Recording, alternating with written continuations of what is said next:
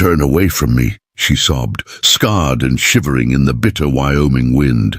But the Sioux hunter knelt down and promised her something that would change both their lives forever. This is the story of Helena Ward, a woman whose face bore the marks of unimaginable tragedy, and Shapa, a warrior who saw beauty where others saw only broken dreams. In a world where scars told stories of survival, their love would become legend. Fort Bridger, Wyoming Territory, autumn of 1867. The frontier town sat like a weathered scar against the endless prairie, where the Union Pacific Railroad pushed westward and dreams died as often as they were born. Wood smoke drifted from countless chimneys, mixing with the dust kicked up by wagon wheels and the constant hammering of new construction. This was a place where civilization met wilderness, where order wrestled with chaos, and where the strong preyed upon the weak with ruthless efficiency.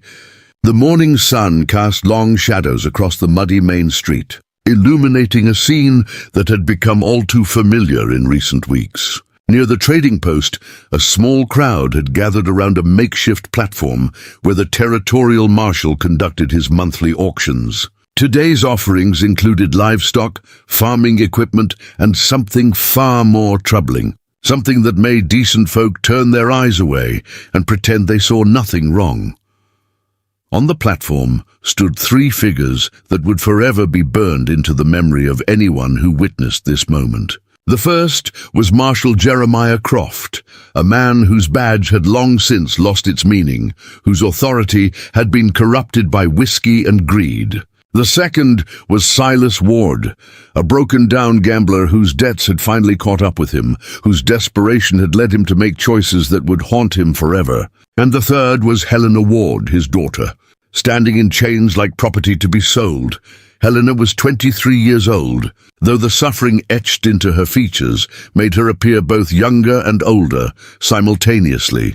Her auburn hair, once lustrous and carefully maintained, now hung in tangled strands around a face that told a story of unimaginable pain. The left side of her face bore a massive scar that ran from her temple to her jaw, a twisted mass of pink and white tissue that pulled at her skin and gave her a permanent, haunting expression. Her dress, once fine blue cotton, was now torn and stained, hanging loosely on her diminished frame. But it was her eyes that captured the attention of anyone brave enough to look directly at her. They were the color of storm clouds, grey-green and filled with a depth of sorrow that seemed to have no bottom. These were the eyes of someone who had stared into hell and somehow found the strength to climb back out, only to discover that the world above was often just as cruel as the flames below. Marshal Croft cleared his throat and raised his voice above the murmur of the crowd, his words carrying the authority of law, even as they violated every principle of human decency. "Ladies and gentlemen, we have here today the final item in the settlement of debts owed by one Silas Ward.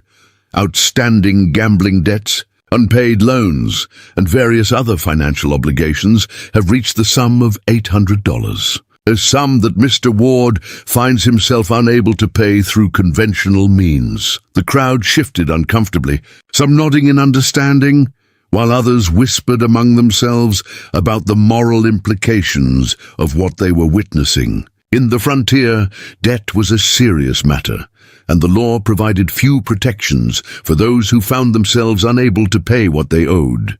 Still, this seemed to cross a line that many had never imagined would be crossed in their community.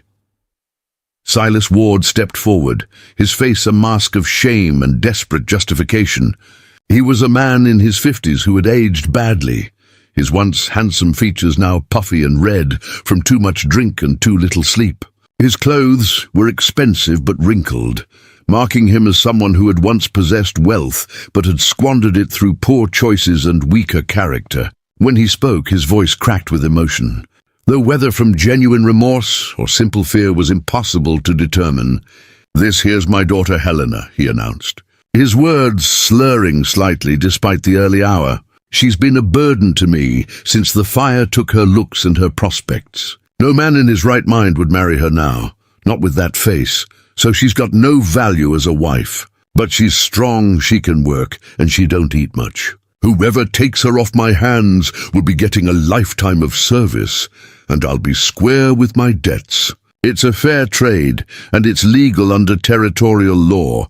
A murmur ran through the crowd, a mixture of disgust and morbid fascination. Some people began to drift away, unwilling to be part of what was happening, while others pressed closer, drawn by the spectacle despite their better judgment. Helena stood perfectly still during her father's speech, her eyes fixed on some distant point beyond the crowd, as if she could will herself to be anywhere else in the world.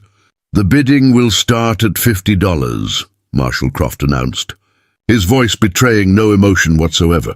"This is a legal transaction sanctioned by territorial law and properly witnessed. The successful bidder will receive full ownership and responsibility for the Woman Helena Ward, including all rights and obligations pertaining thereto." For a long moment, nobody moved.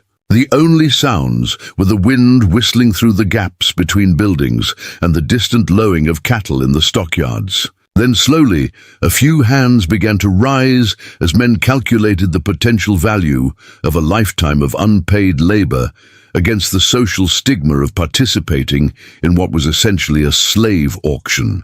The first bid came from Otto Kleinman, who owned a struggling farm outside town and desperately needed help with the endless work of frontier agriculture. $60, he called out, his accent thick with German pronunciation.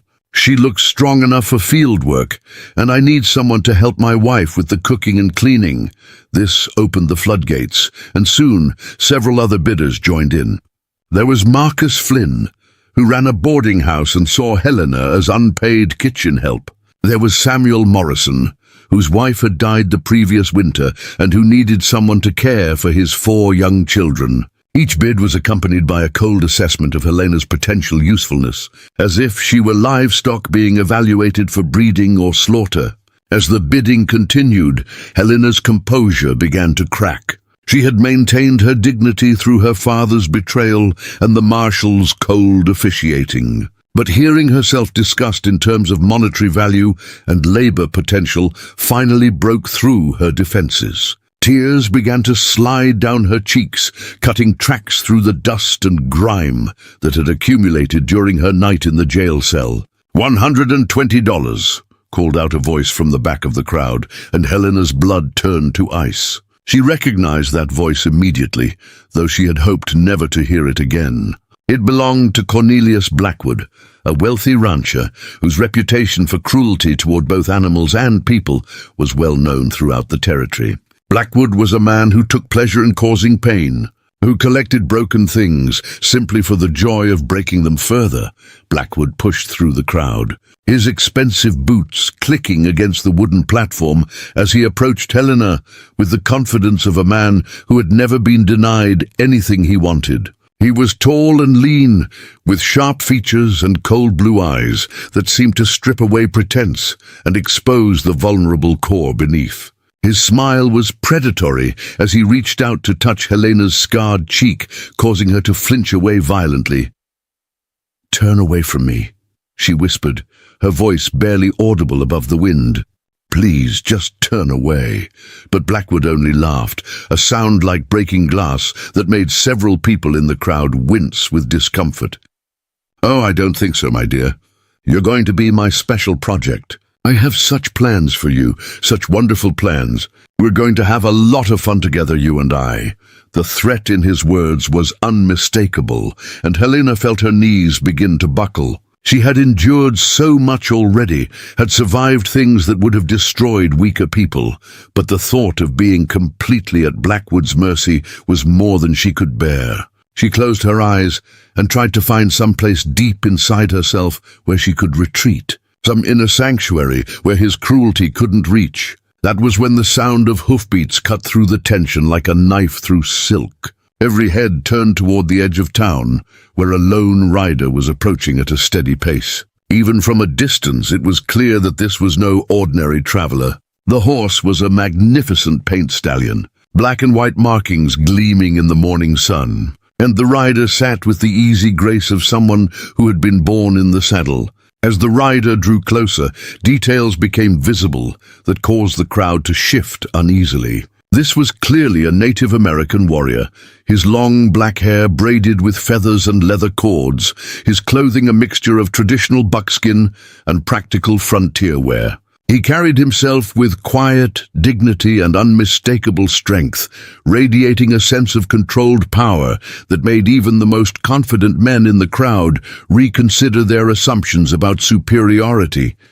The warrior rode directly to the platform without hesitation, his dark eyes taking in the scene with quick intelligence. He saw the chains, the tears, the fear, and the predatory satisfaction on Blackwood's face. His expression didn't change, but something shifted in the air around him. A subtle alteration in the balance of power that made everyone present suddenly aware that the game had changed.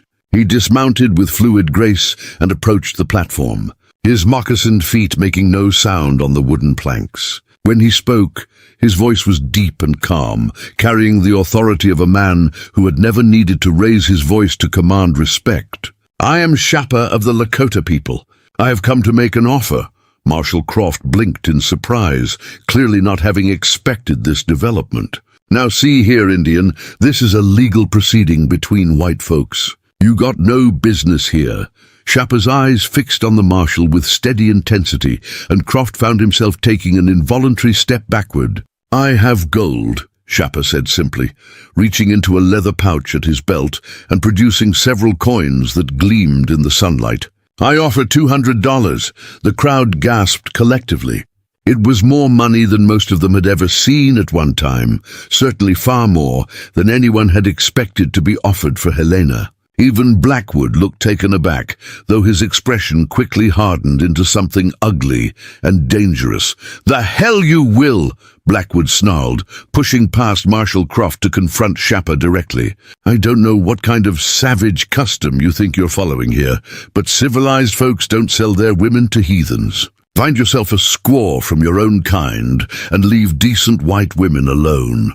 Shapa regarded Blackwood with the same calm intensity he had shown the marshal, seemingly unbothered by the insults and threats. "The woman is suffering," he said quietly. "I offer her protection and respect. Can you say the same?" The question hung in the air like smoke from a gunshot, and for a moment the entire crowd held its breath. Everyone present knew Blackwood's reputation, knew what fate awaited Helena if he succeeded in his bid. But the racial prejudices of the frontier ran deep, and the idea of a white woman being purchased by a Native American challenged assumptions that many in the crowd weren't prepared to question. It was Helena herself who broke the deadlock. She had been listening to the exchange with growing amazement, hardly daring to believe that someone, anyone, was willing to stand up to Blackwood on her behalf. When she looked at Shapa, she saw something in his eyes that she hadn't seen from another human being in years, genuine compassion. "Please," she said, her voice stronger than it had been all morning. "Please, I accept his offer." Silas Ward stepped forward, his face flushed with anger and embarrassment. "You don't get a say in this, girl. You're being sold to pay my debts, and I'll decide who gets you. I won't have my daughter living with some savage, no matter how much gold he's got." But Shapa had heard enough. In one smooth motion, he poured the contents of his pouch onto the platform, and the sound of gold coins hitting wood was like thunder in the sudden silence. There was more money there than anyone had imagined, enough to pay Silas's debts several times over. $500, Shapa announced, his voice carrying to every corner of the square. "More than enough to settle all debts and obligations. The woman comes with me, or the offer is withdrawn." Marshal Croft stared at the pile of gold, his mind racing as he calculated the legal implications and political ramifications of the situation. On one hand, the law clearly stated that debts could be settled through such transactions, and Shapa's offer was more than generous. On the other hand, the racial tensions in the territory were already running high, and this could easily spark the kind of violence that would bring unwanted attention from territorial authorities. Finally, greed won out over prejudice, as it so often did on the frontier. "The offer is accepted," Croft announced, his voice cutting through the murmur of the crowd. "The debt is settled, and the woman Helena Ward is legally transferred to the custody of Shapa of the Lakota people." Blackwood's face turned purple with rage, and his hand moved toward the gun at his hip. But Shapa was already moving, faster than thought, and suddenly Blackwood found himself staring down the blade of a knife that had appeared in the warrior's hand. As if by magic, the blade was pressed against his throat, not quite breaking the skin, but making its message unmistakably clear. "The transaction is complete," Shapa said quietly, his voice carrying a deadly calm that made even the bravest men in the crowd reconsider any thoughts of interference. "The woman is under my protection now. Any who would harm her must go through me first." For a long moment the two men stared at each other, predator and protector locked in a battle of wills that could easily have erupted into violence. Finally Blackwood stepped back, his hand moving away from his weapon. Though his eyes promised that this confrontation was far from over, Shapa turned away from Blackwood as if the man had ceased to exist, focusing his attention entirely on Helena. She stood frozen on the platform, hardly able to believe that her ordeal was finally over, that she was free from both her father's betrayal and Blackwood's threats. When Shapa approached her, she instinctively turned her scarred cheek away, the old shame rising like a tide, despite everything that had just happened. "Turn away from me," she whispered, the words coming automatically after years of rejection and disgust. "Please, just turn away from the ugliness."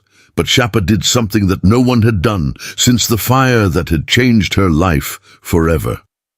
He gently placed his fingers under her chin and turned her face toward him, looking directly at her scars, without flinching, without revulsion, without pity. His dark eyes met hers with steady warmth, and when he spoke, his words carried the weight of absolute truth. "I see no ugliness," he said softly. "I see a warrior who has survived great pain.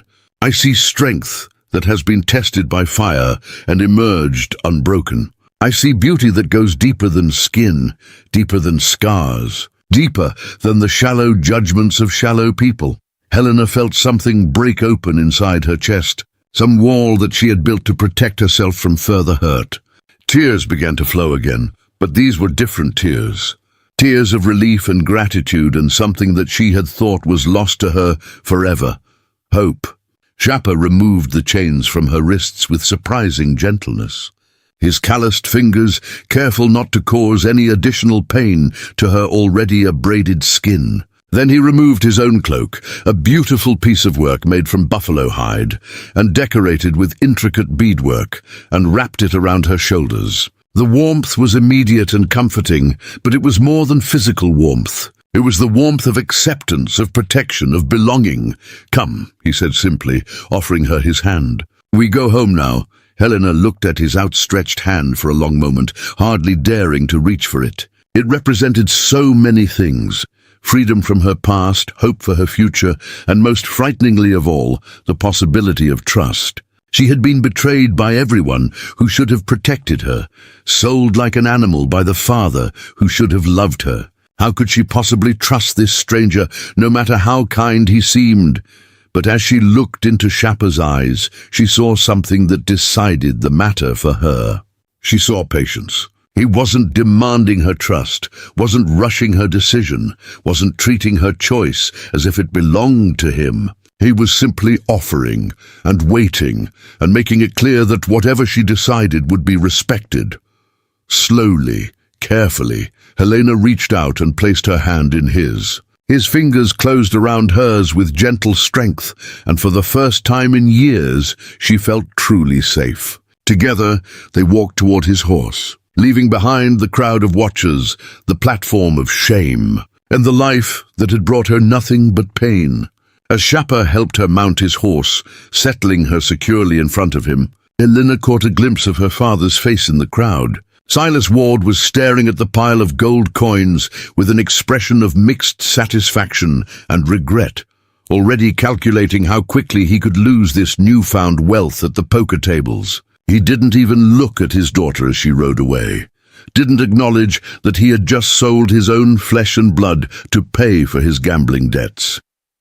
But Helena found that she didn't care. For the first time in her life, she was riding towards something instead of running away from it. She didn't know what the future held, didn't know if this Lakota warrior would prove to be the protector he claimed to be, or just another predator with better manners. But she knew that anything was better than the life she was leaving behind, and for now, that was enough. The last thing the crowd saw as the dust settled was Helena Ward disappearing into the wilderness, wrapped in a buffalo cloak and riding away with a Sioux hunter who had seen past her scars to the woman beneath.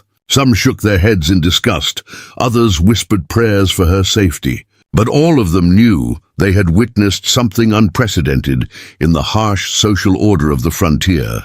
And as Fort Bridger faded behind them into the vast expanse of the Wyoming Territory, Helena Ward began the most important journey of her life, riding toward a destiny that would challenge everything she had ever believed about love, trust, and the possibility of redemption in a world that had shown her precious little of any of those things.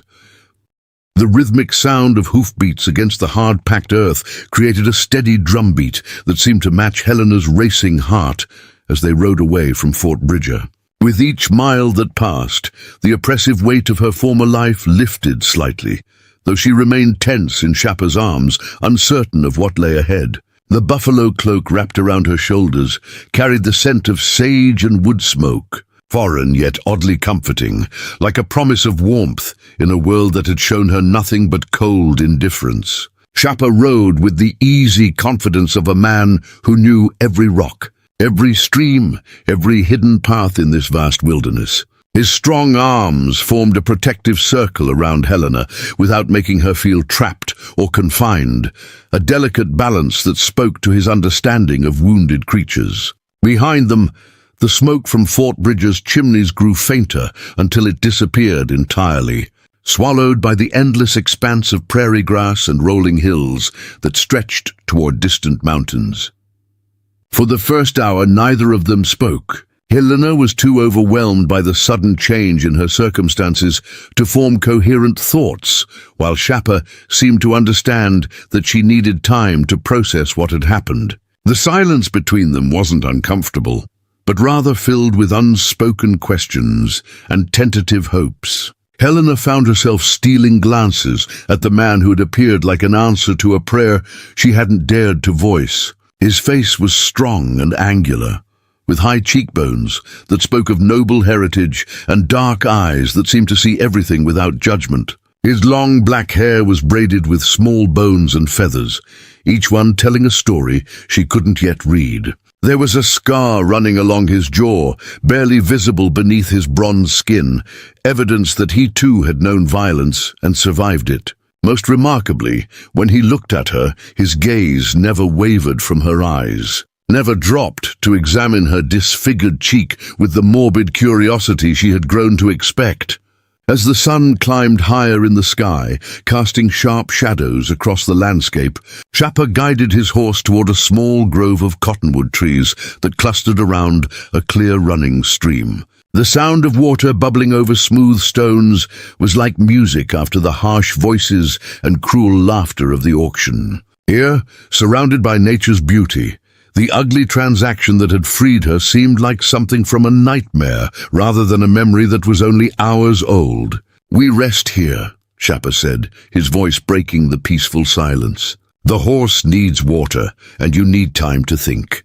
He dismounted with fluid grace and turned to help Helena down from the horse's back. For a moment, she hesitated, remembering how other men's hands had felt when they touched her, rough and possessive and painful. But when Shappa's hands encircled her waist, they were gentle and respectful, lifting her carefully and setting her down as if she were made of precious glass that might shatter at the slightest mishandling.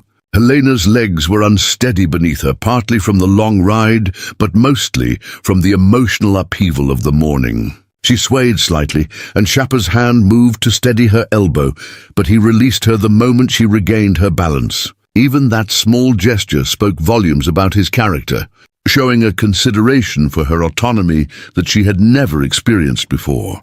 While Shappa tended to his horse, removing the saddle and bridle to let the magnificent animal drink and graze freely, Helena found herself drawn to the stream's edge. The water was so clear she could see smooth pebbles on the bottom, and for the first time in months she felt an overwhelming desire to be clean. Her face and hands were grimy from her night in the jail cell, and her dress was stained with sweat and fear.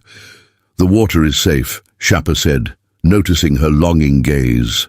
"Clean and cold from the mountain snow. You may wash if you wish." Helena looked up at him, surprised by his perceptiveness. "You won't look?" "I will tend to the fire and prepare food," he replied, already turning away to give her privacy. "Call if you need anything." The simple respect he showed her was almost overwhelming. Helena had grown so accustomed to being stared at, either with revulsion at her scars or with the cold calculation of men evaluating her potential usefulness, that his courtesy felt like a gift beyond price. She watched as he gathered dry wood with practiced efficiency, his movements economical and purposeful. Alone by the stream, Helena knelt at the water's edge and cupped the cold liquid in her hands, splashing it over her face and neck. The shock of the temperature made her gasp, but it was a clean, honest sensation that seemed to wash away more than just the physical grime. As she scrubbed at her hands and arms, she found herself thinking about the morning's events with a clarity that had been impossible while they were happening. Her father had sold her like livestock, caring more about his gambling debts than his daughter's welfare. The thought should have brought tears, but instead, Helena felt a strange sense of liberation.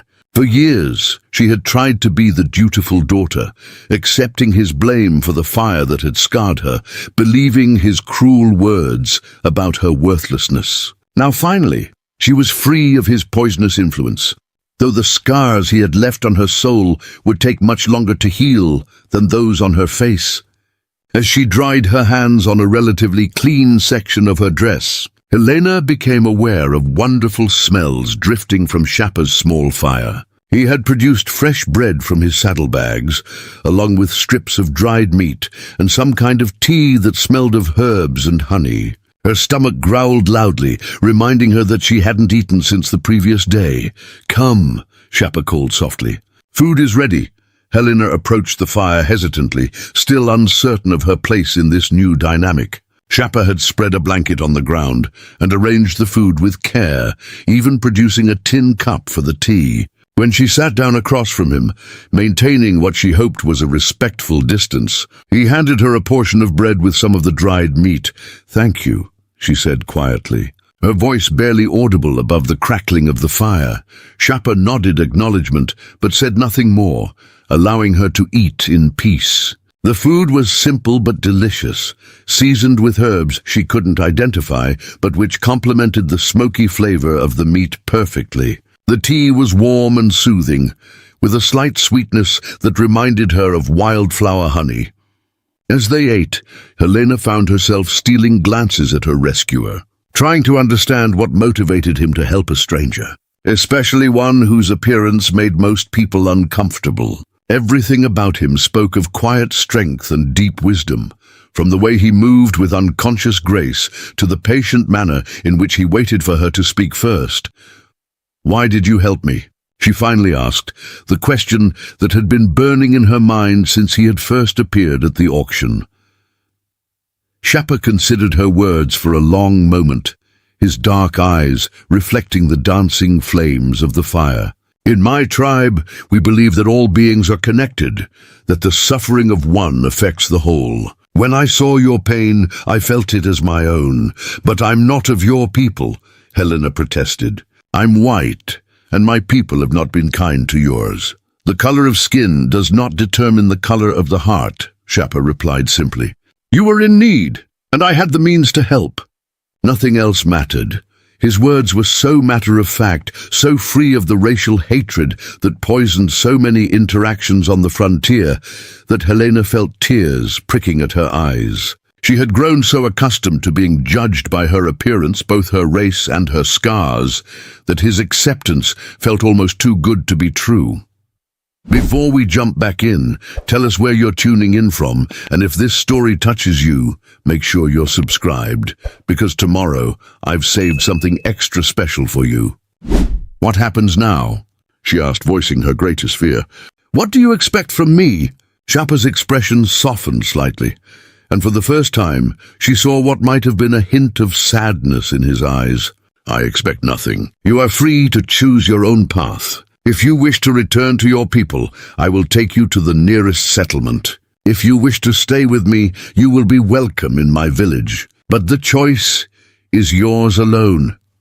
The simple offer of choice, something that had been denied to her for so long, was almost overwhelming. Helena had been controlled by her father's demands, limited by society's expectations, and trapped by her own shame for years. The idea that she could actually decide her own future was both thrilling and terrifying. Your village, she said carefully. Would they accept someone like me? Someone who looks like this? Shappa's eyes met hers directly, holding her gaze with steady warmth. My people judge by actions, not appearances. They would see a woman who has survived great trials and emerged with her spirit intact. They would honor your strength. Helena touched her scarred cheek self-consciously, a gesture that had become automatic over the years. Most people see only ugliness when they look at me. Then most people are blind, Shappa said with quiet conviction. Scars are proof of survival, evidence of strength. They tell stories of battles fought and won. There is no shame in bearing them. His words hit her like a physical blow, so different from everything she had been taught to believe about herself. For years, she had been told that her scars made her hideous, unmarriageable, worthless. But here was this man, this warrior from a completely different culture, telling her that her scars were marks of honor rather than shame. How can you say that? She whispered, her voice breaking slightly. How can you look at me and not see the monster that I've become? Shappa set down his cup and leaned forward slightly, his eyes never leaving hers. Tell me about the fire, he said gently. Tell me how you got those scars. Helena's first instinct was to refuse, to change the subject as she always did when people asked about her past. But something in Shappa's manner, the patient acceptance in his eyes, made her want to speak. Perhaps it was time to stop carrying the burden of her secrets alone. I was 15, she began, her voice barely above a whisper. My mother had been sick for months with consumption, barely able to leave her bed. My father spent most of his time at the saloons, drinking away what little money we had. I was trying to take care of everything, the cooking, the cleaning, nursing my mother. She paused, closing her eyes as the memories flooded back with painful clarity. One night, my mother was having trouble breathing, coughing up blood. I was making her some broth, trying to get something warm into her, when I heard my father come home. He was drunk again, angrier than usual, because he'd lost heavily at poker. Shappa remained perfectly still, listening without judgment as she continued her story. He started yelling at my mother, blaming her for being sick, for costing him money. When I tried to defend her, he backhanded me so hard I fell against the stove. The pot of broth spilled, and burning liquid splashed across my face and down my neck. Helena's hand moved unconsciously to her scars, tracing the familiar pattern of twisted skin. The pain was incredible, like nothing I had ever felt. I was screaming, my mother was crying, and my father was shouting that it was my own fault for being clumsy. He wouldn't even let me put cold water on the burns, said I needed to learn my lesson. Your father did nothing to help you? Shappa asked, his voice carefully controlled. Worse than nothing, Helena replied bitterly. When the burns got infected and I developed fever, he told everyone it was God's punishment for my vanity. He said I had been too proud of my appearance, and this was divine justice. Even when the doctor said I might die without proper treatment, my father refused to pay for medicine. Shappa's hands had clenched into fists, though his expression remained calm. And your mother? She died 3 weeks later, Helena said, tears finally beginning to flow. I always wondered if the shock of seeing me burned hastened her death. My father certainly thought so. He never let me forget that I had killed the only woman he ever loved. The words hung in the air between them, heavy with years of pain and self-doubt. Helena had never told anyone the complete story before, had carried the burden of guilt and shame alone for 8 long years. Speaking the truth aloud felt like lancing a festering wound, painful but ultimately healing. When Shapa spoke again, his voice carried a depth of emotion that surprised her. "Your father is a fool and a coward," he said with quiet intensity. "You were a child, trying to care for a dying woman while he drowned his responsibilities in whiskey. The accident was not your fault, and your mother's death was not your fault. You have carried blame that was never yours to bear." Helena looked up at him through her tears, hardly daring to believe what she was hearing. "But if I hadn't been so clumsy, if your father had been a man instead of a drunken weakling, none of it would have happened," Shapa interrupted firmly.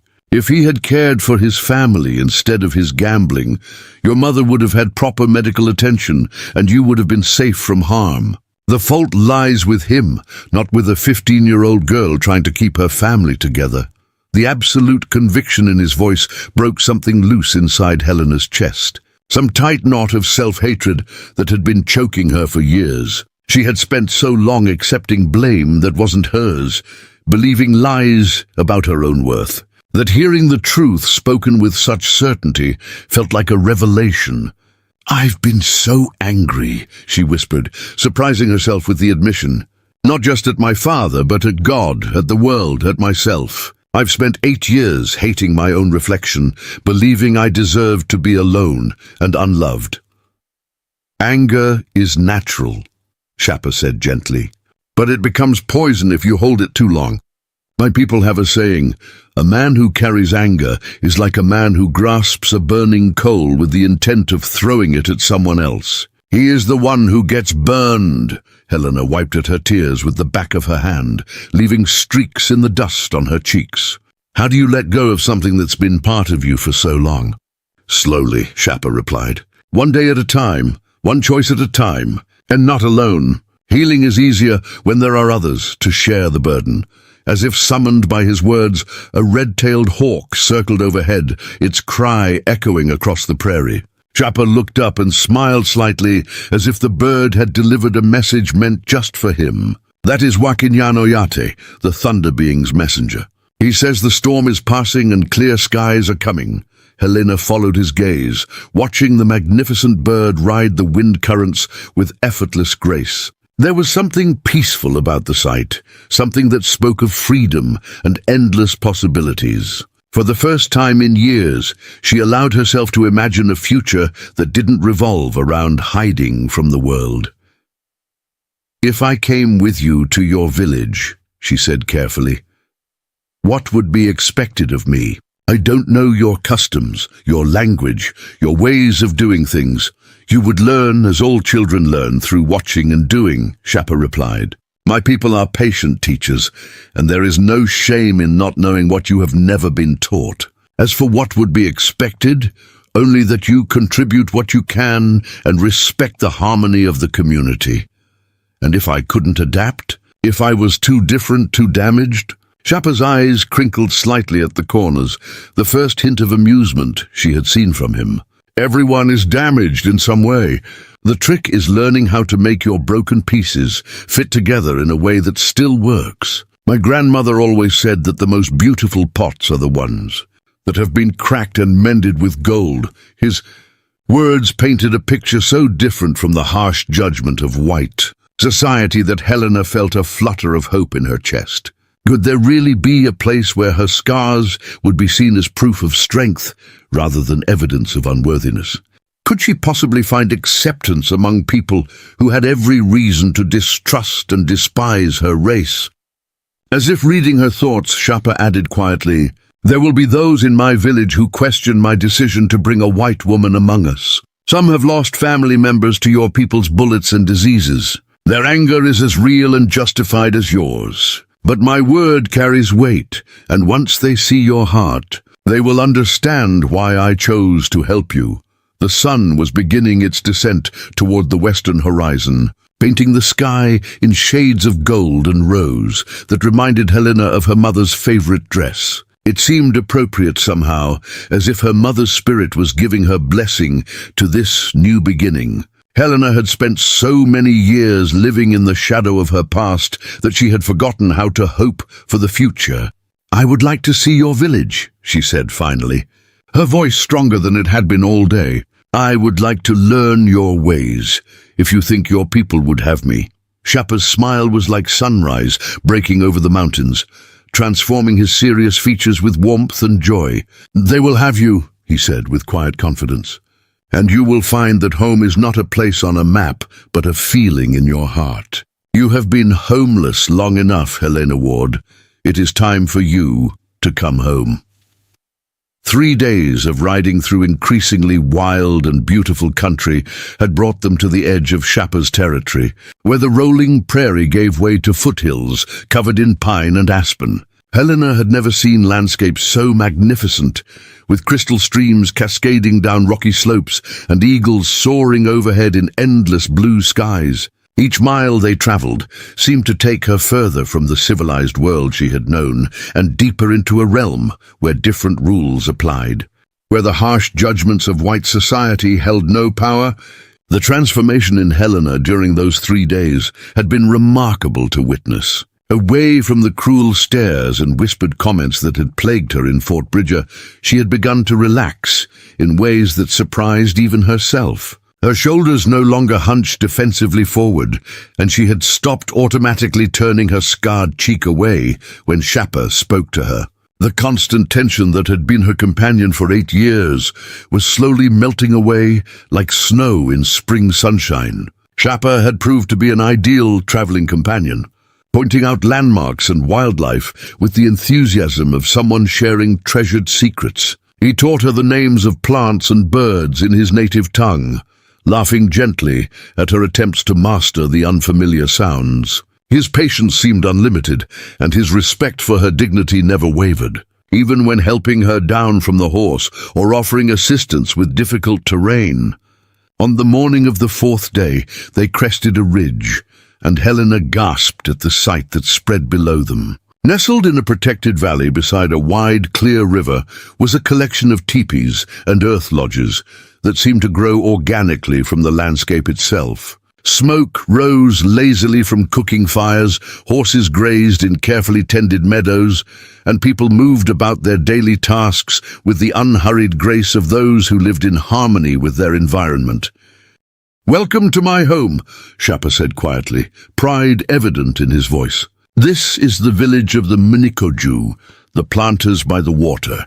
We have lived in this valley for 7 generations, and it has provided everything we need to thrive." Helena stared in wonder at the scene below, so different from the dusty, chaotic settlements she had known. Everything seemed to have its proper place, from the carefully organized lodge circles to the communal areas, where women worked together processing hides and preparing food. Children played freely between the lodges, their laughter carrying on the morning breeze like music. As they began their descent into the valley, Helena noticed that their approach had been observed. People emerged from their lodges to watch the newcomers, and she could feel the weight of dozens of curious eyes upon her. Her old instincts kicked in, and she found herself turning her face away, trying to hide her scars from view. "Look up," Shapa said gently. "Let them see you as you are. You have nothing to be ashamed of." Taking a deep breath, Helena lifted her chin and met the gazes of the people watching their arrival. To her surprise, she saw no revulsion or disgust in their faces, only natural curiosity about the stranger their kinsman had brought among them. Some of the children pointed and whispered, but it seemed to be simple childhood wonder rather than the cruel mockery she had grown to expect. As they rode through the village, Shapa called out greetings in his native language, and many people responded with warm smiles and raised hands. An elderly woman emerged from one of the larger lodges, her silver hair braided with ornate beadwork, and her weathered face creased with what Helena was learning to recognize as Lakota humor. This had to be someone of importance, given the respectful way others deferred to her presence. Unchi, Shapa said. Using what Helena had learned was the term for grandmother, though not necessarily indicating blood relation. I have brought a guest who seeks healing and a new beginning. The elderly woman approached their horse with surprising agility for her age, her keen dark eyes studying Helena with unconcealed interest. When she spoke, her voice carried the authority of one accustomed to being heard and obeyed. Though her tone was kind rather than stern, I am Winona, keeper of this village's stories and healer of wounded spirits, she said in accented but clear English. Shapa tells me you have traveled far and suffered much. You are welcome here, daughter, but know that healing requires courage as well as time. Helena found herself looking directly into the old woman's eyes, drawn by the warmth and wisdom she saw there. Thank you for your kindness, she managed to say. I don't know what I can offer in return for your hospitality. Winona's weathered face crinkled into a smile. Every person brings gifts, even when they don't know what those gifts are. Time will reveal what you have to offer. For now, come and rest. You look as though you have been carrying heavy burdens for far too long.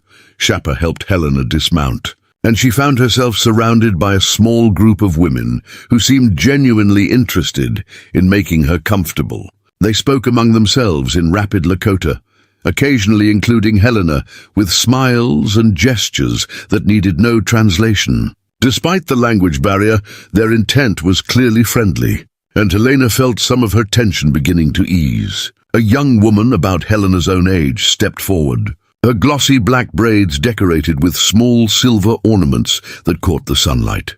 She was strikingly beautiful, with high cheekbones and expressive dark eyes, but more importantly, her smile seemed entirely genuine as she extended her hand in the white custom of greeting.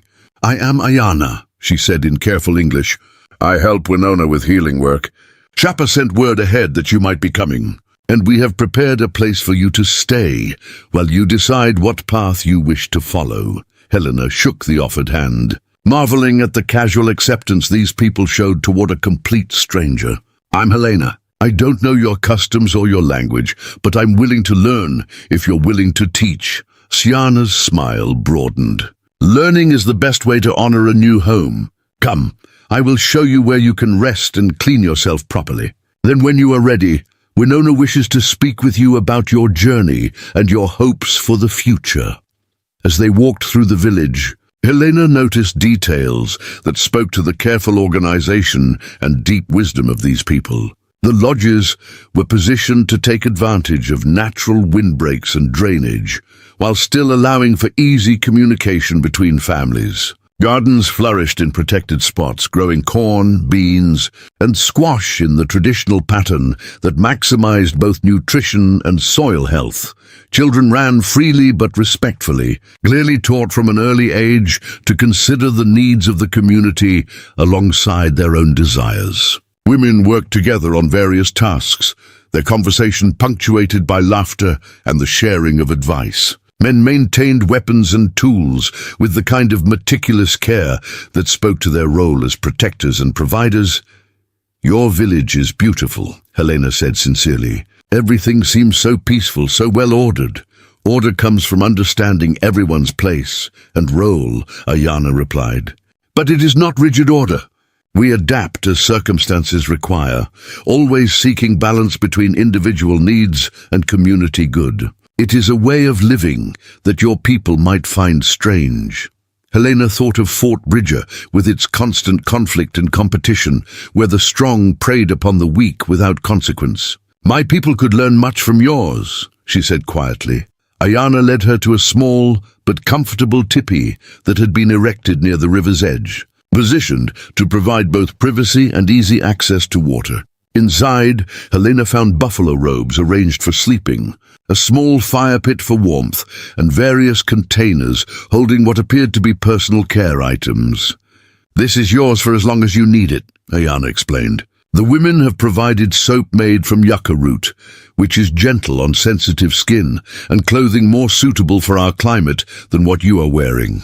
When you are ready, come to Winona's lodge. She has much experience helping people find their way after great loss. Alone for the first time since leaving Fort Bridger, Helena sat on one of the buffalo robes and tried to process everything that had happened. 4 days ago, she had been a piece of property being sold to pay her father's debts. Now she was an honored guest in a community that seemed to value kindness and wisdom above wealth or status. The clothing Ayana had mentioned was beautifully crafted from soft deerskin, decorated with intricate beadwork in patterns that seemed to tell stories. Helena had never worn anything so fine, and when she put on the dress, she was amazed at how comfortable and practical it was. The high neckline and long sleeves provided coverage for her scars, while still allowing freedom of movement.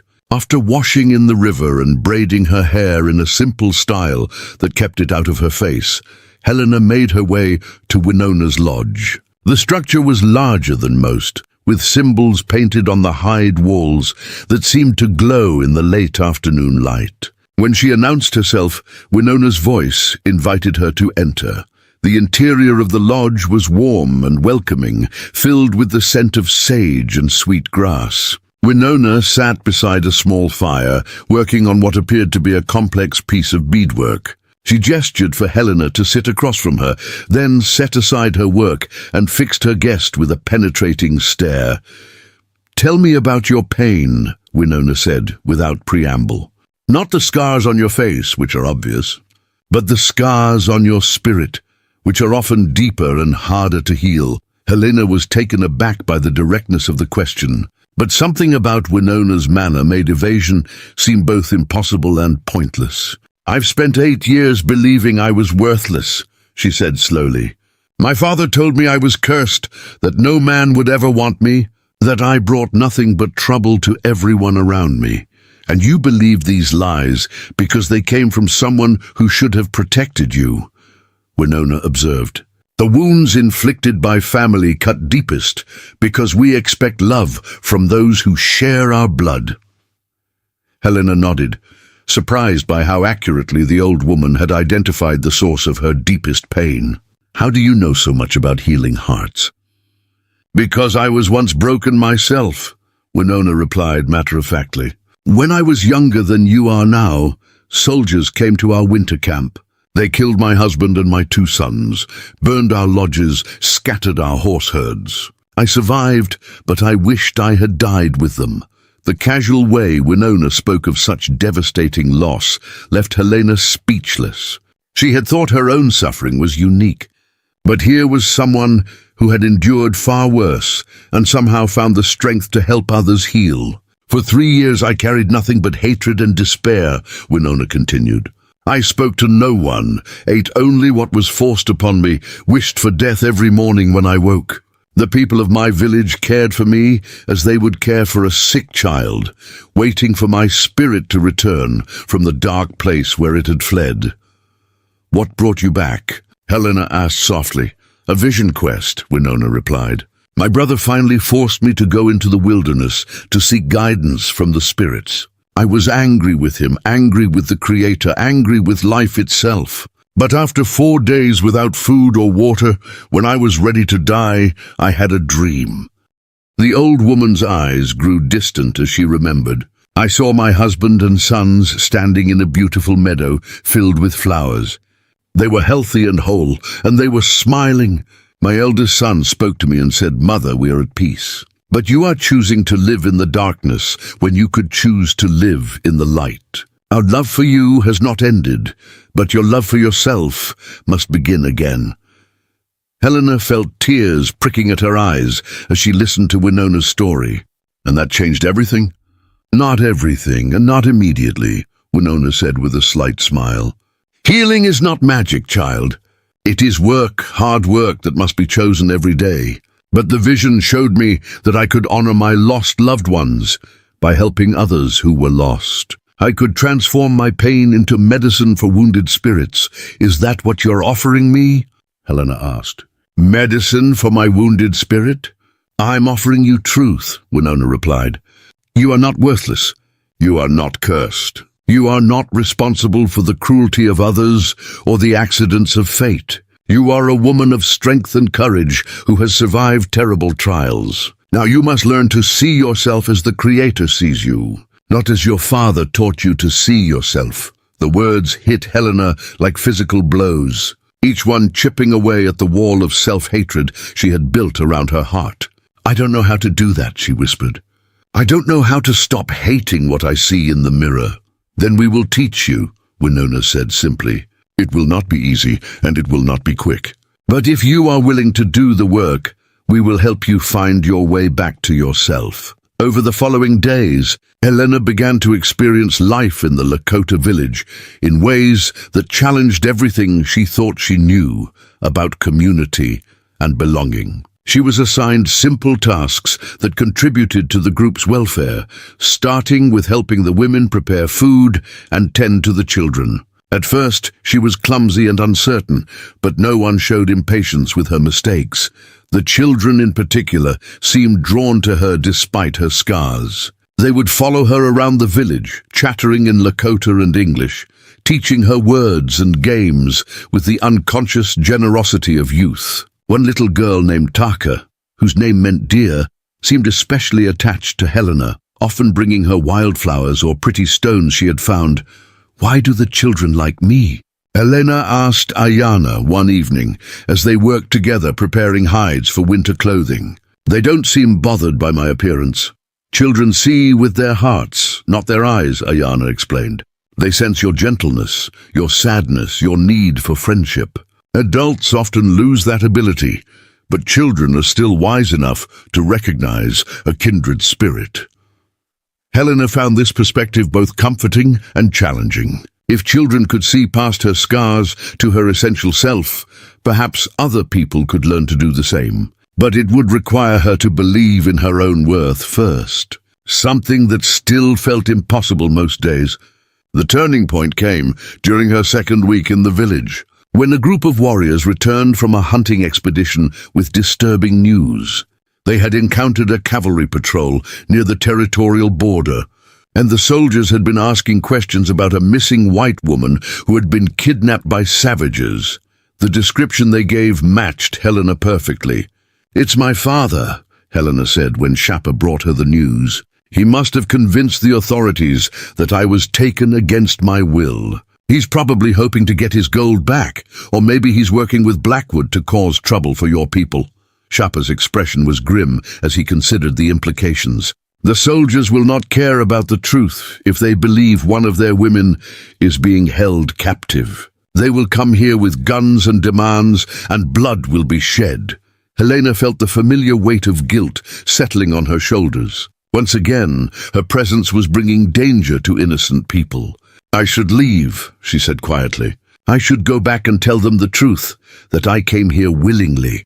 And do you think they will believe the word of a scarred woman over the lies of white men?" Winona interjected, having overheard the conversation. "You would be condemning yourself to return to a life of misery, and the soldiers would still find reasons to make trouble for us." "Then what do we do?" Helena asked, feeling trapped between impossible choices. It was Shapa who provided the answer, his voice quiet but determined. "We prepare for whatever comes, and we stand together. You are part of our community now, Helena. We do not abandon our own when trouble comes calling." The simple declaration of belonging hit Helena harder than any physical blow. For the first time in her adult life, someone was claiming her as family, offering protection not out of pity or obligation, but out of genuine care. The knowledge that she was not alone, that she had people willing to fight for her, was both terrifying and wonderful.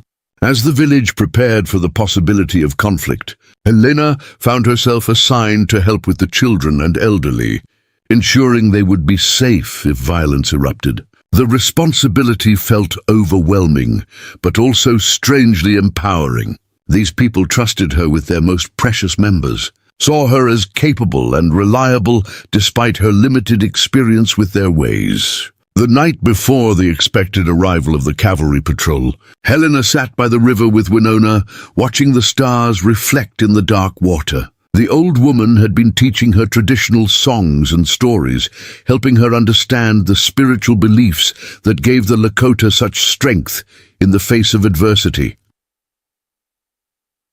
"Are you afraid?" Winona asked gently. Helena considered the question carefully. "Yes," she said finally, "but not in the way I used to be afraid. I used to fear that I was worthless, that I deserved whatever pain came my way. Now I fear that I might lose something precious, something worth fighting for." Winona smiled in the darkness. "That is the fear of someone who has learned to value herself. It is a healthy fear, one that will give you strength when you need it most." As they sat in comfortable silence, Helena reflected on how much had changed in just 2 weeks. She was still the same woman who had been sold at auction in Fort Bridger, still bore the same scars that had marked her as damaged goods in white society. But something fundamental had shifted inside her, some recognition of her own worth that no amount of cruelty could completely destroy. Preparing and narrating this story took us a lot of time, so if you are enjoying it, subscribe to our channel. It means a lot to us now. Back to the story. Tomorrow would bring new challenges. Possibly violence, certainly difficult choices. But tonight, surrounded by people who had chosen to include her in their circle of protection, Helena Ward finally understood what it meant to belong somewhere. For the first time in 8 years, she was home.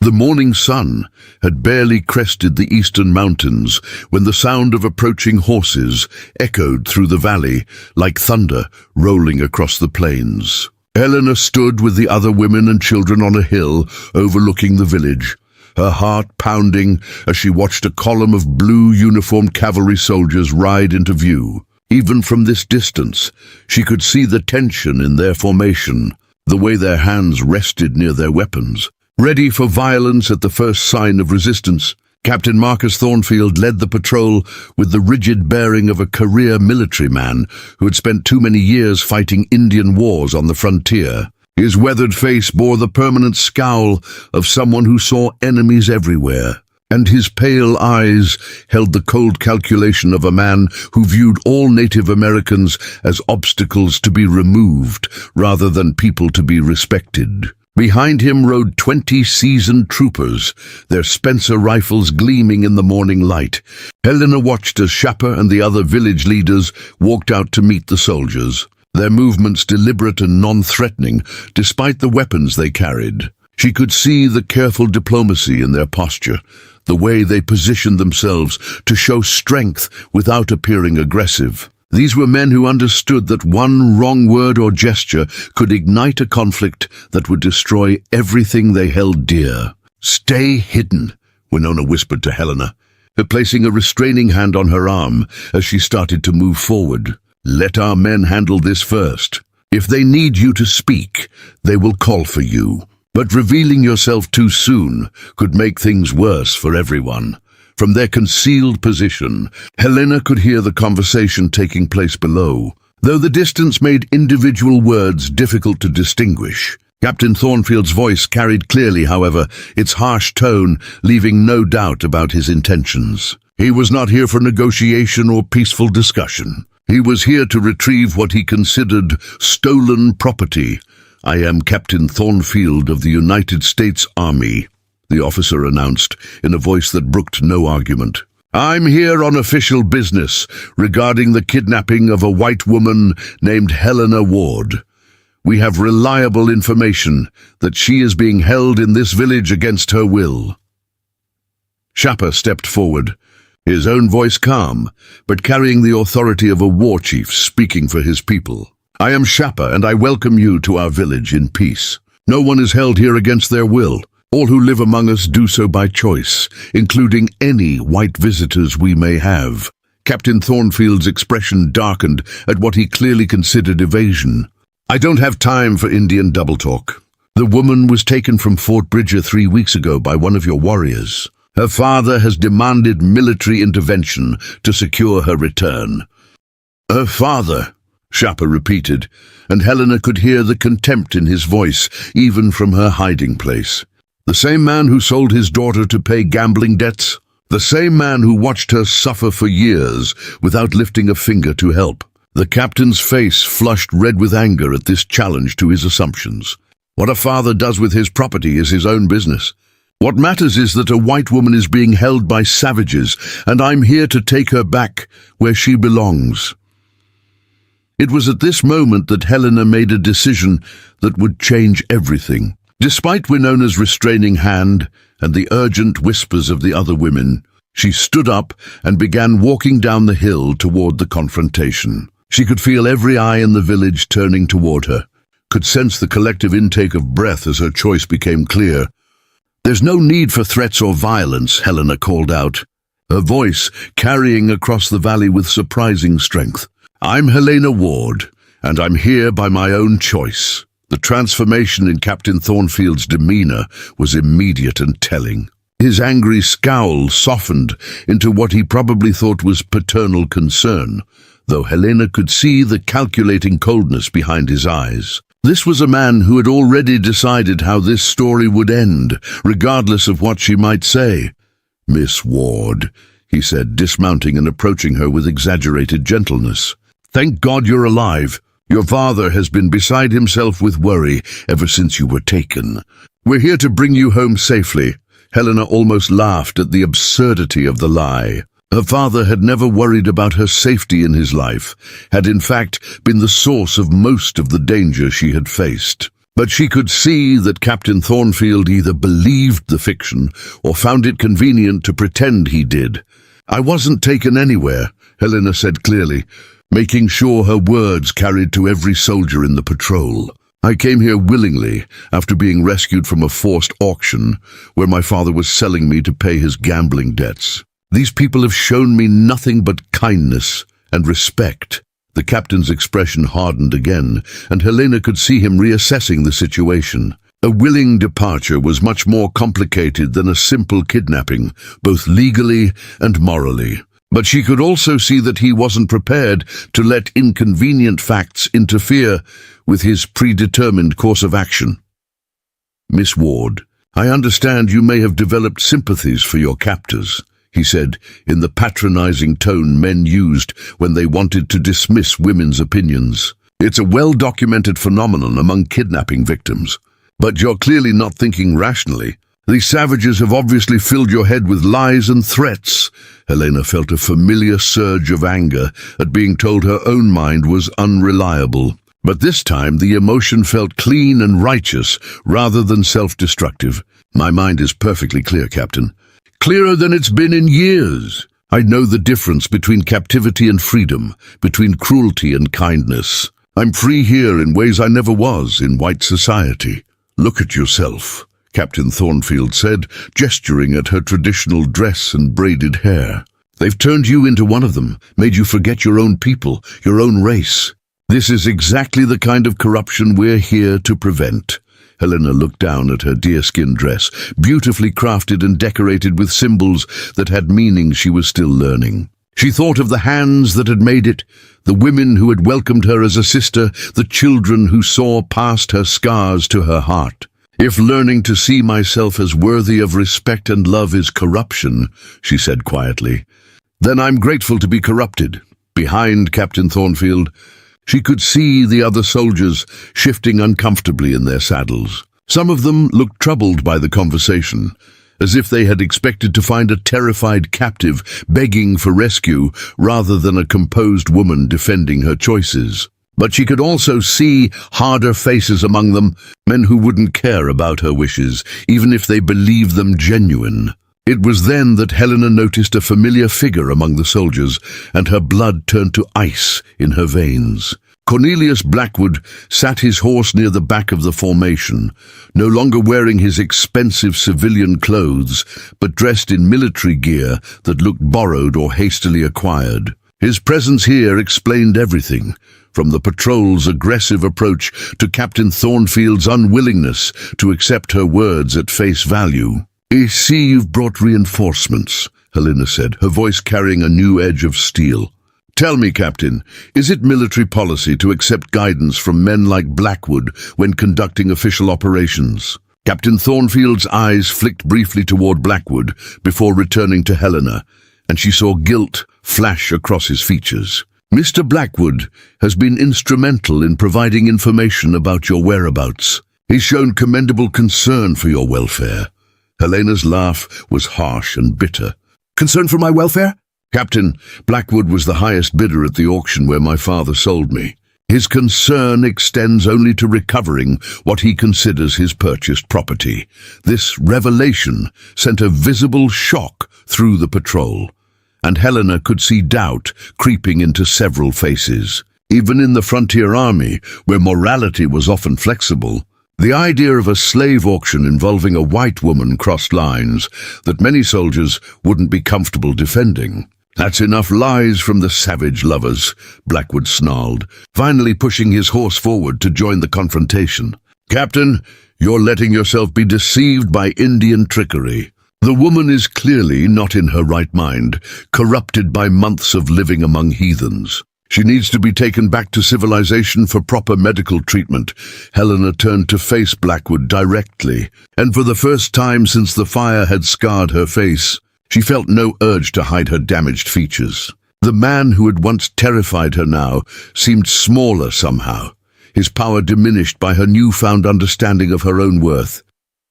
Treatment for what exactly? She asked with dangerous calm. For learning to value myself? For discovering that my scars don't define my worth? For finding people who see my strength instead of my damage? What medical condition exactly do you think needs treating, Blackwood? Blackwood's face contorted with rage at her defiance. You ungrateful witch! I offered you a home, a purpose, protection from a world that would never accept you as you are. And this is how you repay me? By running off to live like a savage? You offered me slavery, Helena shot back. You saw a broken woman you could exploit and control, someone whose scars made her grateful for any scraps of attention. But I'm not broken anymore. And I'm certainly not grateful to men like you. The confrontation was escalating beyond anyone's control, and Helena could sense the tension building toward an explosion of violence. The Lakota warriors had moved into defensive positions without appearing to do so, while the cavalry soldiers were clearly growing more nervous with each passing moment. One wrong move, one misinterpreted gesture, and blood would flow. It was Shappa who broke the deadlock with a suggestion that surprised everyone present. There is a way to settle this matter, according to both white law and Lakota custom, he said, his voice cutting through the rising tension. Let Helena choose her fate in a manner that cannot be questioned by either of our peoples. Captain Thornfield looked suspicious, but interested. What kind of choice?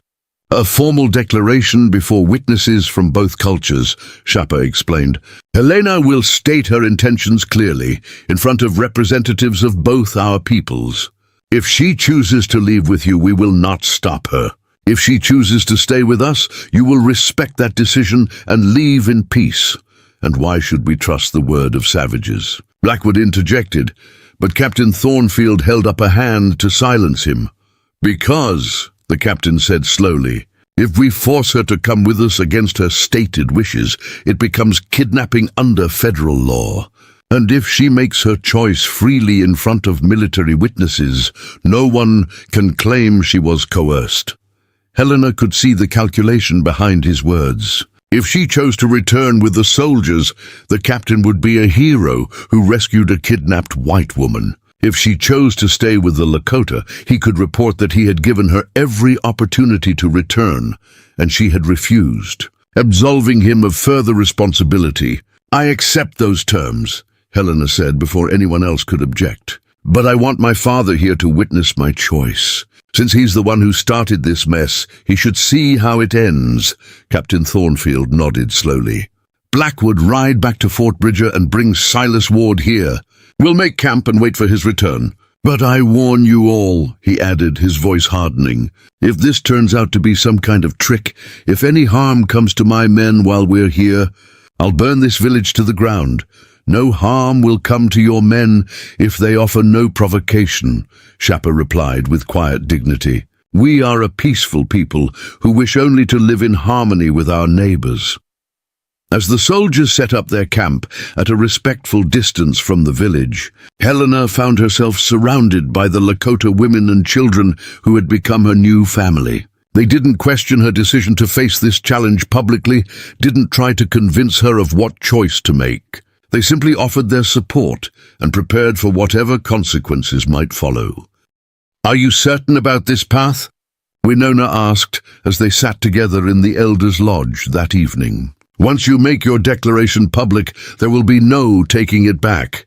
Your choice will follow you for the rest of your life."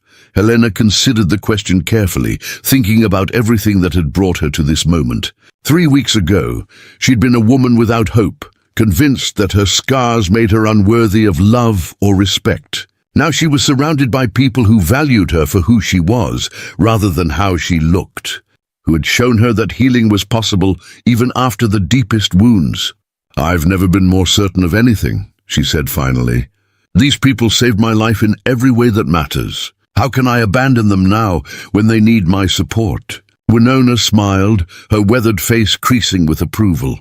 "Then tomorrow you will speak your truth, and the consequences will be what they will be. But know that whatever happens, you have already proven your courage and your worth." That night, as Helena lay on her buffalo robes, listening to the sounds of the village settling into sleep, she felt a peace that had eluded her for years. Tomorrow would bring confrontation and possibly violence. Her father would arrive with his accusations and demands. Blackwood would try once more to claim her as property, and Captain Thornfield would expect her to choose the familiar over the unknown. But Helena Ward was no longer the broken woman who'd been sold at auction in Fort Bridger. She was a member of the Minikoju band of the Lakota, a woman who had found her strength among people who valued courage over convention. And tomorrow, in front of witnesses from both worlds, she would make that truth known to everyone present. As sleep finally claimed her, Helena's last conscious thought was a prayer to whatever spirits watched over lost souls, finding their way home. She had traveled far from the woman she used to be, and there was no going back now. Tomorrow would mark the beginning of whatever came next, and for the first time in her life, she was ready to face an uncertain future with hope instead of fear. The third day of the standoff dawned gray and cold, with storm clouds gathering on the horizon like an omen of the conflict to come. Helena stood at the edge of the village, watching the dust cloud that announced her father's arrival with Blackwood and a handful of additional men. Her hands were steady now, her breathing calm, but inside her chest burned a fire that had been building for 8 long years. Silas Ward looked older and more dissipated than when she had last seen him at the auction. His face puffy and red from drink, his clothes wrinkled and stained. He rode slumped in his saddle, like a man carrying the weight of his own failures, though Helena suspected his greatest regret was losing the gold Shappa had paid for her freedom. Beside him, Blackwood sat straight and predatory, his eyes scanning the village like a wolf looking for weakness. Captain Thornfield had assembled his men in formal parade formation, their uniforms brushed and weapons gleaming in the weak sunlight. The Lakota had gathered in their own ceremonial arrangement, with the elders and war chiefs forming a semicircle that radiated quiet dignity and strength. Between the two groups, a space had been cleared where Helena would make her declaration before witnesses from both worlds. "There she is," Silas Ward called out as soon as he spotted his daughter, his voice carrying the theatrical outrage of a man performing grief rather than feeling it. "My poor child, what have these savages done to you? Look how they've dressed you up like one of them, filled your head with their heathen nonsense." Helena felt the familiar stab of pain that her father's voice always brought, but this time it was different. The pain was clean now, sharp but temporary, like touching a hot stove rather than being slowly burned alive. She walked forward to meet him with her head held high, no longer the cowering girl who had once begged for his approval. "Hello, Father," she said simply, her voice carrying across the silent gathering. "I see you've come to witness my choice, just as Captain Thornfield requested." Silas dismounted awkwardly, his movements clumsy from years of heavy drinking. When he approached Helena, She could smell the whiskey on his breath, even from several feet away. "Choice," he sputtered. "What choice? You're my daughter, my property until you marry, and I say you're coming home where you belong." "I stopped being your property the moment you sold me at auction," Helena replied, with devastating calm. "You gave up any claim to make decisions about my life when you traded me for gambling money." The accusation hung in the air like smoke from a gunshot, and Helena could see several of the soldiers shifting uncomfortably as they realized the true nature of the situation they had been drawn into. Captain Thornfield's face had gone carefully blank, the expression of a career officer who suddenly understood he had been manipulated into a morally questionable position.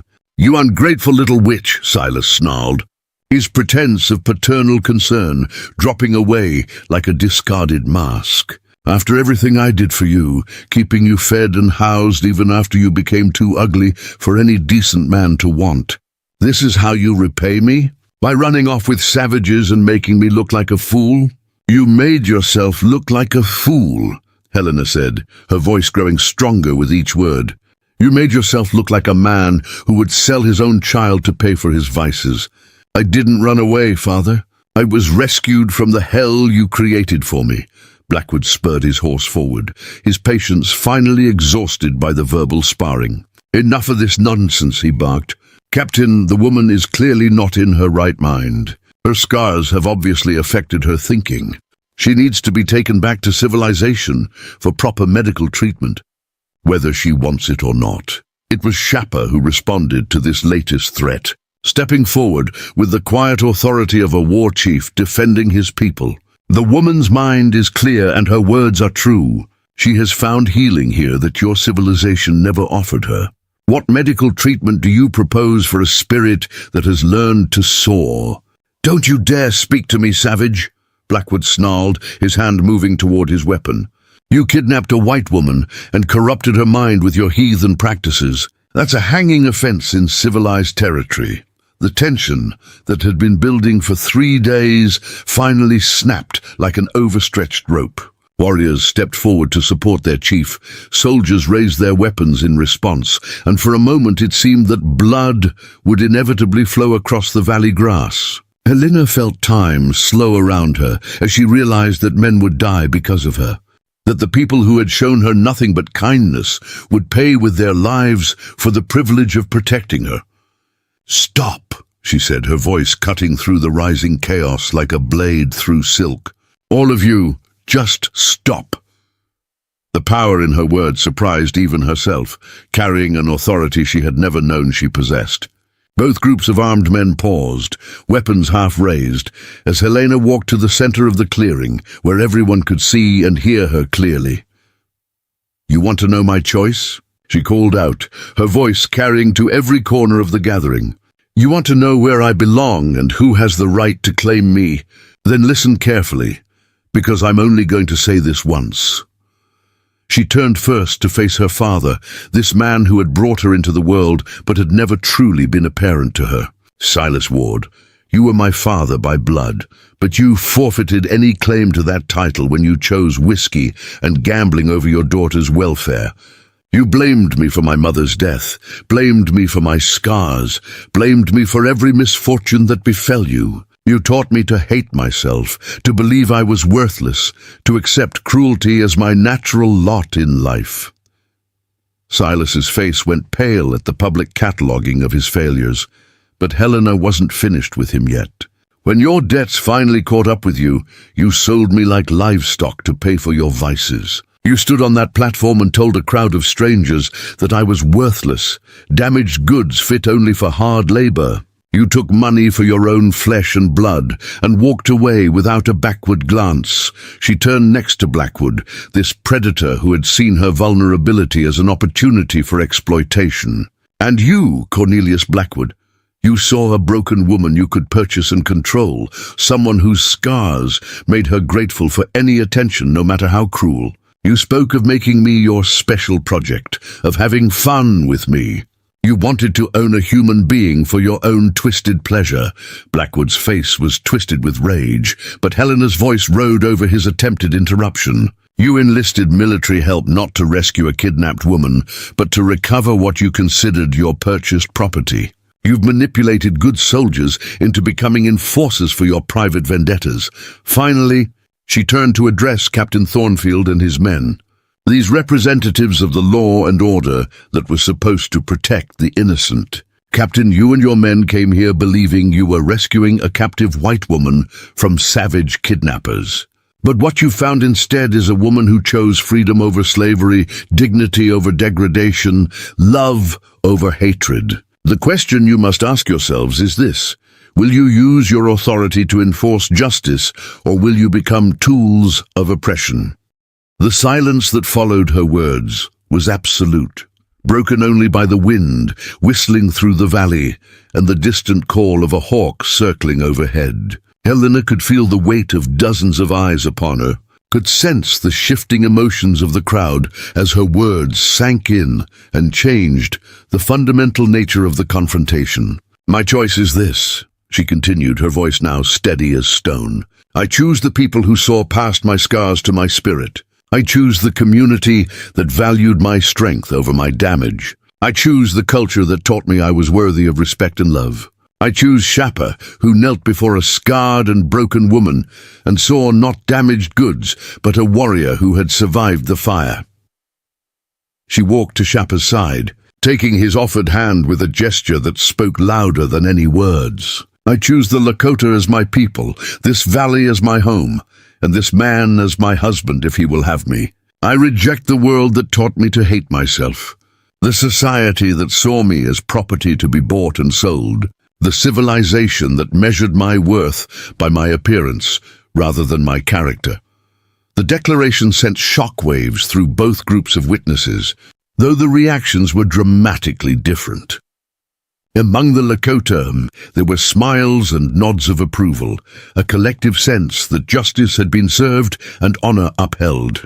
Among the soldiers, the reactions were more mixed, ranging from grudging respect to confused anger to simple relief that they wouldn't have to use force against people they were beginning to respect. Captain Thornfield was the first to break the stunned silence, his voice carefully neutral as he processed the implications of what he had just witnessed. "Miss Ward, you understand that this choice is irrevocable? That if you remain here, you'll be considered to have abandoned your citizenship and all the protections that come with it." "I understand perfectly," Helena replied without hesitation. "I'm trading the protection of laws that failed to protect me for the loyalty of people who actually care about my welfare." "I'd call that an excellent bargain." Silas Ward finally found his voice, though it cracked with a mixture of rage and desperation. "You can't do this, Helena. You're my daughter, my blood. These people are savages, heathens, enemies of our race. You'll be throwing away everything civilized, everything Christian, everything decent." Helena's laugh was sharp and bitter. "Decent? You want to lecture me about decency, father? These savages welcomed me as family.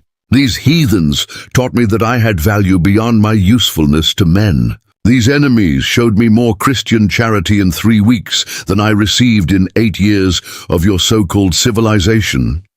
"You'll regret this," Blackwood snarled, his face purple with frustrated rage.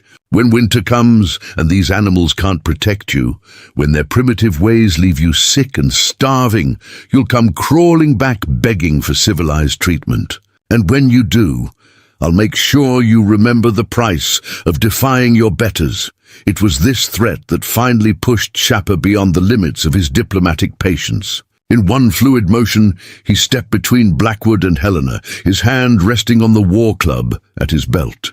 "You will not threaten my woman again," he said with deadly quiet. "She has made her choice freely and with honor. Any man who cannot respect that choice has no honor himself." The confrontation balanced on a knife's edge for several heartbeats, predator and protector measuring each other for signs of weakness or opportunity. But it was Captain Thornfield who ultimately diffused the situation. His practical military mind, recognizing that continuing the conflict served no useful purpose. "The matter is settled," he announced with the authority of federal law behind his words. "Helena Ward has made her choice freely and before witnesses. She remains here by her own will, not as a captive, but as a voluntary resident. Any further attempts to coerce her departure will be considered kidnapping under territorial law. Blackwood's face went through several interesting color changes as he processed this official declaration. But even his arrogance wasn't quite strong enough to challenge military authority directly. Silas Ward simply stood there swaying slightly, looking like a man who had just lost his last chance at redemption and wasn't quite sure how it had happened. As the soldiers prepared to depart, Captain Thornfield approached Helena one final time, his expression thoughtful rather than hostile. "I hope you've made the right choice, Miss Ward. This is a hard country, and the life you're choosing won't be easy. Nothing worthwhile ever is," Helena replied with a smile that transformed her scarred features into something radiant. "But for the first time in my life, I'm choosing difficulty over degradation, challenge over chains. I'd rather face an uncertain future with people who love me than a guaranteed misery with people who don't." The captain nodded slowly, something like respect flickering in his weathered features. "Then may God go with you wherever your path leads."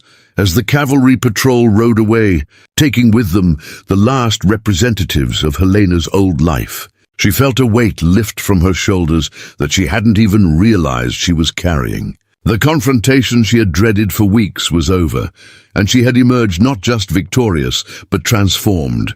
She was no longer Helena Ward, the scarred and damaged daughter of a gambling drunk. She was simply Helena, beloved of Shapa, daughter of the Lakota, home at last. 6 months had passed since the cavalry patrol departed, leaving Helena to forge her new life among the Lakota people. The changing seasons had brought their own challenges and rewards, each day teaching her something new about herself and the world she had chosen to join. Winter's harsh grip had given way to spring's gentle awakening, and with it came a transformation in Helena that went far deeper than the surface changes anyone could observe. The woman who now moved confidently through the village bore little resemblance to the broken creature who had once cowered on an auction platform. Her skin had been bronzed by sun and wind, her hands strengthened by honest work, her body made lean and strong by the physical demands of frontier life. But the most dramatic change was in her eyes, which now sparkled with life and purpose instead of reflecting the dead hopelessness that had once defined her existence. Helena had thrown herself into learning the ways of her adopted people with the passion of someone who had finally found her true calling. Under Winona's patient guidance, she had mastered the intricate beadwork that decorated clothing and sacred objects, her scarred fingers proving surprisingly nimble at the delicate craft. Ayana had taught her the properties of healing plants and the songs that accompanied their gathering, knowledge that connected her to the spiritual traditions of the Lakota in ways that transcended language and culture. Most importantly, she had learned to speak Lakota with increasing fluency, the musical cadences of the language flowing from her lips like poetry. The children delighted in correcting her pronunciation and teaching her new words, their laughter creating a soundtrack of joy that followed her through her daily tasks. Even the most traditional elders had come to accept her presence, recognizing in her dedication and respect for their ways a sincerity that could not be faked. But it was her relationship with Shapa that had undergone the most profound evolution during these months of growth and discovery. What had begun as a rescue had deepened into a partnership based on mutual respect, shared values, and a love that grew stronger with each passing day. They had taken their time, allowing trust to build naturally without the pressure of expectations or the shadow of Helena's painful past. The formal marriage ceremony had taken place during the spring celebration, when the entire village gathered to honor the return of life to the world. Helena had worn a dress crafted by the women of the tribe, its white deerskin decorated with blue and red beadwork that told the story of her journey from despair to hope. Shapa had stood beside her in his finest regalia, eagle feathers in his hair and traditional paint marking his face with symbols of strength and protection. The ceremony itself had been unlike anything from Helena's former world, emphasizing the joining of two spirits rather than the legal transfer of property from father to husband. Elder Red Cloud had spoken words that bound them not just to each other, but to the community that surrounded them, making their union a celebration of love that strengthened the entire tribe rather than diminishing anyone involved. Now, as summer reached its peak and the valley bloomed with wildflowers that painted the landscape in brilliant colors, Helena found herself facing a new kind of transformation. She had been feeling strange for several weeks. A combination of fatigue and nausea that initially worried her until Winona's knowing smile suggested a different explanation entirely. "The morning sickness will pass," the old woman had said, with the quiet confidence of someone who had seen countless women through the early stages of pregnancy. "But the joy that comes after will last a lifetime." Helena had wept when Winona confirmed what she had begun to suspect, though these were tears of overwhelming happiness rather than the bitter sorrow that had once been her constant companion. The idea that she could create new life, that her body could nurture and protect a child despite all the damage it had endured, seemed like a miracle beyond anything she had dared to hope for. When she told Shapa the news, his reaction had been everything she could have wished for, and more. His normally stoic demeanor had cracked completely, revealing a joy so pure and profound that it took her breath away. He had lifted her carefully in his arms, spinning her around while laughing with delight. Before setting her down and placing both hands gently on her still flat belly, "Our child will know only love," he had whispered, his voice thick with emotion.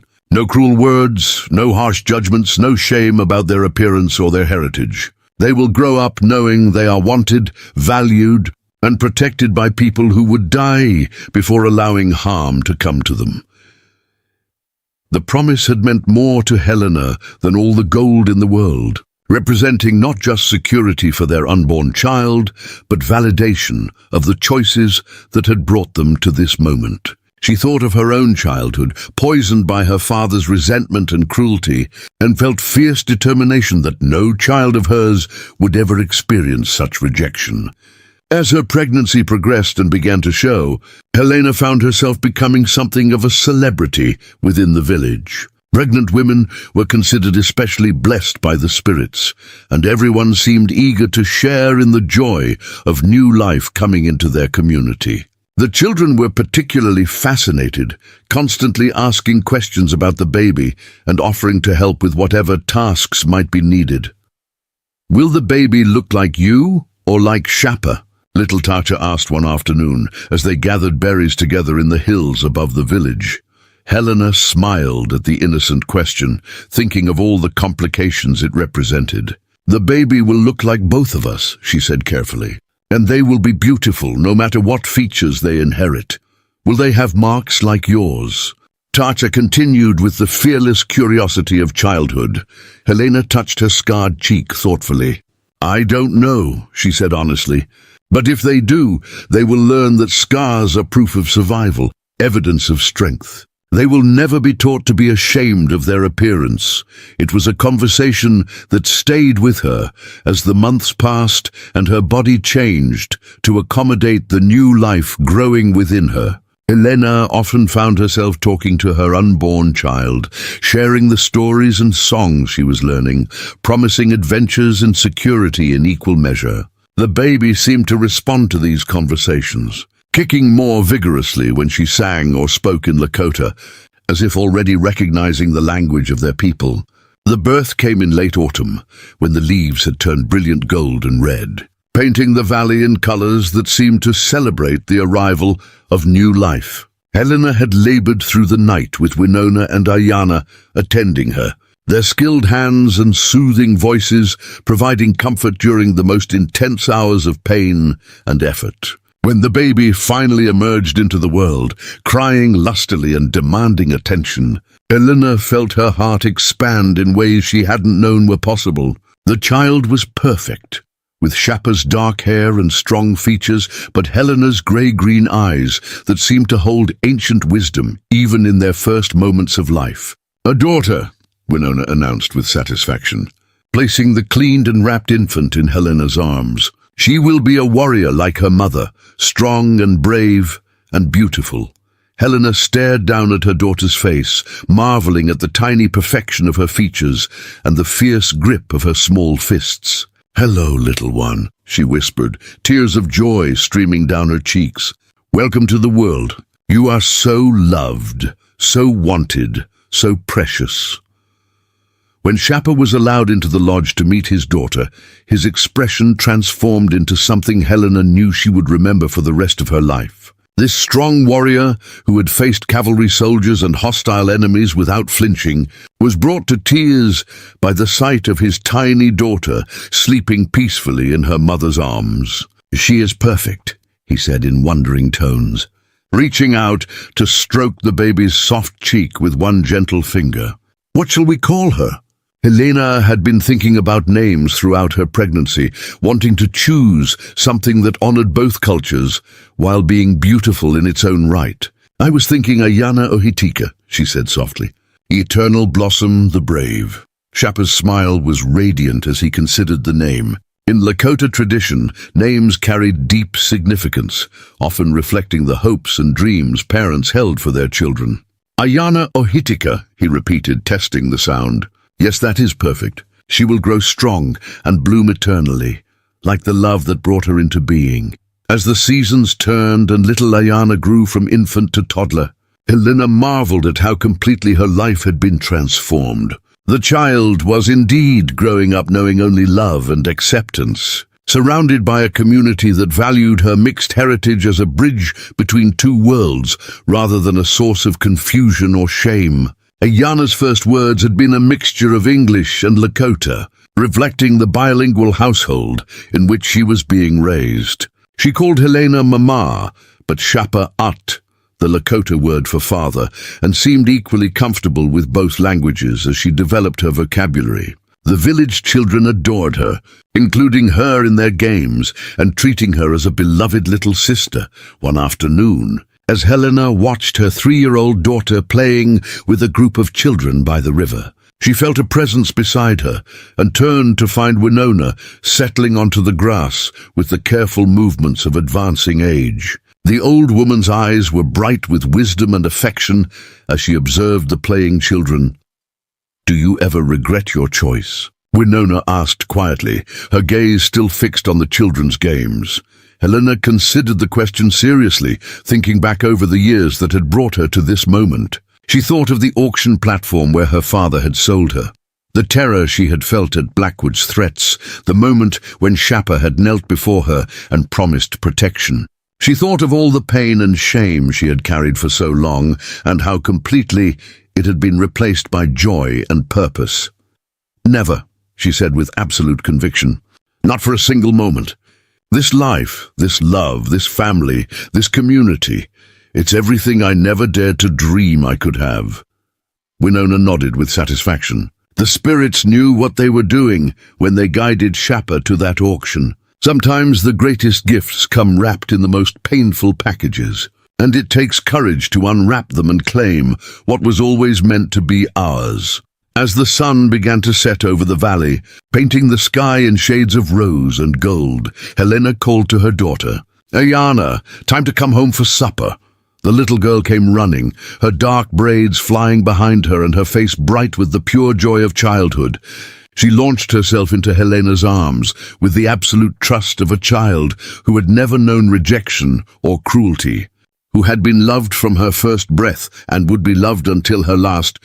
Walking back to their lodge with her daughter chattering happily in her arms and Shapa's strong presence beside her, Helena reflected on the incredible journey that had brought her to this moment of perfect contentment. She had traveled from the depths of despair to the heights of joy, from believing she was unworthy of love to being surrounded by it in abundance. The scars on her face remained, and they always would.